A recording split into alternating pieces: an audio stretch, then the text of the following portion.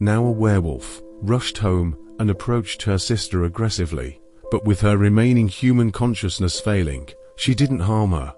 The stepfather intervened, grabbed a table lamp, and escaped with the sister. The film starts with a police official named Miss Official, moved to a humble community with her family because of her work. Change. Her girl, Fizzle, was 17 years old, and she immediately made new companions in the town. She furtively took brew from the ice chest and apologized to her hard of hearing and quiet sister in sign language, making sense of she was going out with her companions for some excursion and couldn't bring her sister along. Their mother educated Theo to be home by 11 p.m., to which they nonchalantly concurred, prior to dashing off on her Tesla bicycle to her objective. A cohort named Jonas driven her around, where they experienced a social affair of youngsters who were high. Among them was a young lady named Ellen, who appeared to hold resentment against Theo. Ellen purposefully called Jonas away, leaving the embarrassed Theo behind with no other decision. Baum got her pack and strolled into the timberland. She didn't have any desire to return home and face her stepfather, so she wandered outside until dusk. Suddenly, she saw Jonas and someone else talking under a bridge. Theo immediately turned her back, not wanting to get into their private discussion. Suddenly, she heard Ellen shout like a chicken. She rushed over to help the harmed Ellen, but suddenly, a brutal monster charged at them, hauling Ellen's provocative body back into the timberland. Jonas stood unmoving nearby, his body shrouded in blood, since Ellen was the girl of the town's city chairman. The police and reporters immediately showed up at the scene, discovering that Theo was there. Miss Official quickly looked for a girl to assemble information about the episode. However, Theo was too shaken and could shake her head and cry.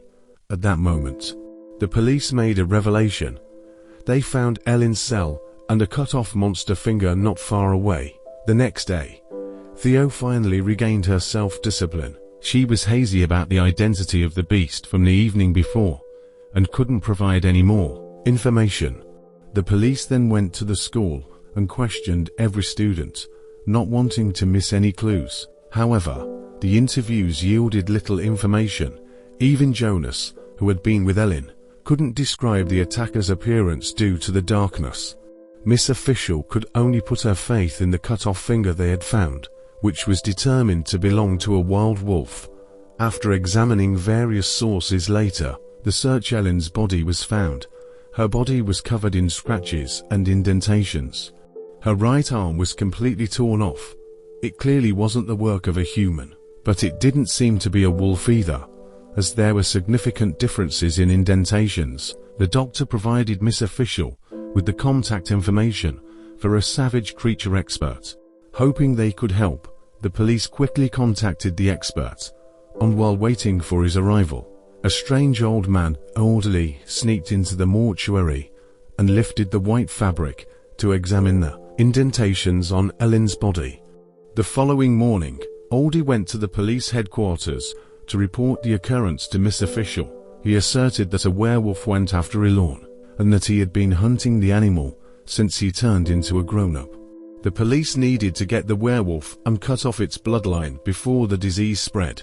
However, Miss Official didn't trust his story, feeling that Oldie was talking nonsense and purposefully disturbing the investigation. So, she chastened him for wasting their time.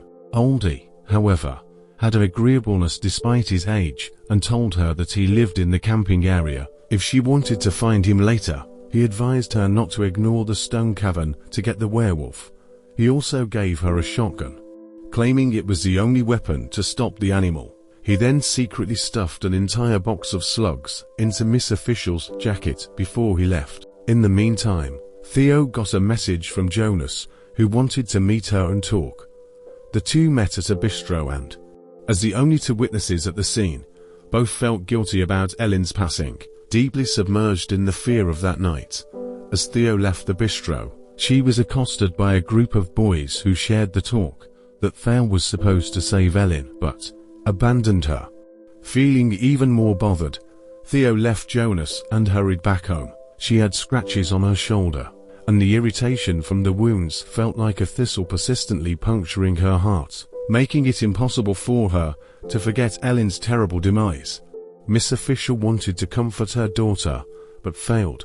Still angry about her parents' divorce, Thea retreated to her room, dreaming of floating in a lake only to be stirred by the sudden sound of her morning alarm. She then rushed to school, incidentally. The day's lesson was about the Fenrir wolf. The teacher was enthusiastic, but Thea's mind wandered. She noticed that her hearing had become incredibly sharp, catching even the slightest sounds. Flop left the classroom and hid in the bathroom to calm herself down. She heard someone crying in a stall and carefully approached. The door squeaked open, revealing the distressed Ellen, crying and asking why she wasn't saved. However, this was just an illusion. Flop ran out of school, lying on the ground, unable to escape the shadow of Ellen's death.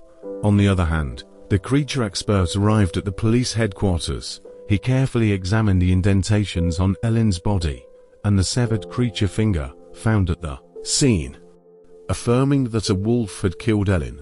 The size of the wolf was bizarrely enormous. With the master's assurance, the police were finally ready to apply for a hunting grant. The hunting crew, led by a tracker, ventured deep into the woods. The hunting canine started barking fiercely, revealing another headless body. Miss Official recognized the victim from the records and left subordinates to watch the body. While she continued the hunt, the canines acted like GPS devices, leading them to the ventilation shaft of an old copper mine. Miss Official took the lead, entering a faint cavern with a ladder descending several meters. The ladder suddenly fell, landing on a human head, likely the missing top of the man's body. Meanwhile, the officials guarding the body heard noises, realizing the wolf had returned. A chicken scream echoed as the wolf killed the hunting canine. At the cavern entrance, the officials took out their weapons, and Miss Official moved forward. The unleashed canine was killed by the wolf, splattering blood onto the cameraman's face. The police chief fired, causing the cameraman to fall into the pit. Seeing this, Miss Official quickly scaled down and faced the enormous wolf. She fired repeatedly, but the shots had no effect.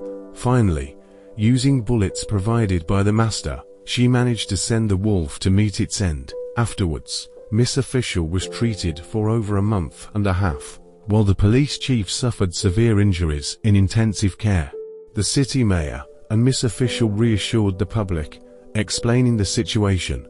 That night, the younger sister woke from a dream to find Thale outside, with a disturbing grin. Something felt off, and the sister, realizing Thale was sleepwalking, guided her back inside. The next day, Miss Official consulted the master, discovering the wolf's body still with him. He stated it's impossible for a wolf to survive multiple gunshot wounds. However, the post-mortem revealed that the giant wolf died from the 10th shot, which was the silver shot given by Oldie. Just this shot caused enormous draining and disintegrated the encompassing tissue. Furthermore, the wolf had grown a new hook where its finger had been cut off. Miss Official immediately took the master to the camping area to inquire Oldie about werewolves. He said that the wolf shot dead was a werewolf wandering for quite a while. Through his many years of examination, he discovered that werewolves in Norway may have originated in the 12th century when a Viking tribal leader brought a mysterious wolf to northern Europe accidentally. People sought to conquer and possess the power of wild monsters, leading to various rituals and tests. In this process, they created werewolves whose senses strengthened, and their bloodlust gradually transformed them into giant wolves, losing human consciousness until they became monsters. They were worried if anyone else had been infected. Realizing the need to kill werewolves to stop the infection, the scene shifted to Thale, who felt unwell and spent almost the entire day nestled into her covers. Jonas asked her to meet again, and Thale, moved by his concern, couldn't help but rub him with her malodorous tongue. Suddenly, Jonas' father called, and as Theo looked at the moon, she felt anxiety in her body. When Jonas returned, he saw Thale huddled on one side of the car, baring her sharp teeth at him. The next morning, Thale woke up from her dream, lying on the garage floor. Her face had already started to show wolf-like features. Thale suddenly vomited, letting out a cut-off finger. Terrified, she stood up and caught a glimpse of her face in the mirror. Overreacting to the transformation, she escaped right away. In the meantime, Jonas' body was seen by the police. The indentations on his body had a more modest canine tooth, indicating it was another wolf. Miss Official had no thought her daughter was responsible for the killing. Thale watched from the shadows, hesitant to reveal herself. She hid until dusk, then boarded a bus, leaving the town. As the quiet twilight emerged, Thale's transformation accelerated. Her hands turned into fierce, monster-like paws, and sharp teeth protruded from her mouth. Her face and body gradually took on the form of a werewolf. Suddenly, she slapped her hand against a window, alarming a passenger who investigated. The werewolf, however, swiftly turned, transforming the bus into a buffet of human prey. The police arrived after an emergency call, and a survivor warned of the werewolf. Miss Official anxiously approached the isolated bus, finding chaos and remnants of a terrifying ordeal.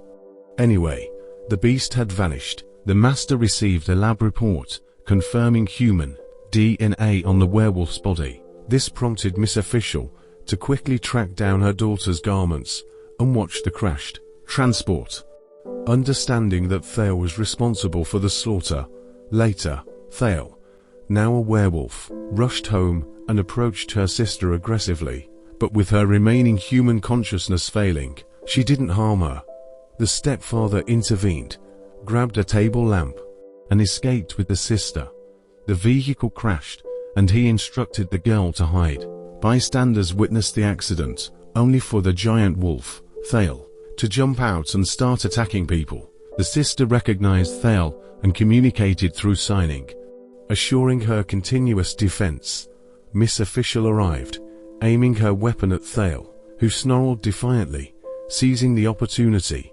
The master shot a sedative dart at Thale. Miss Official, with the sister, escaped to a nearby shop.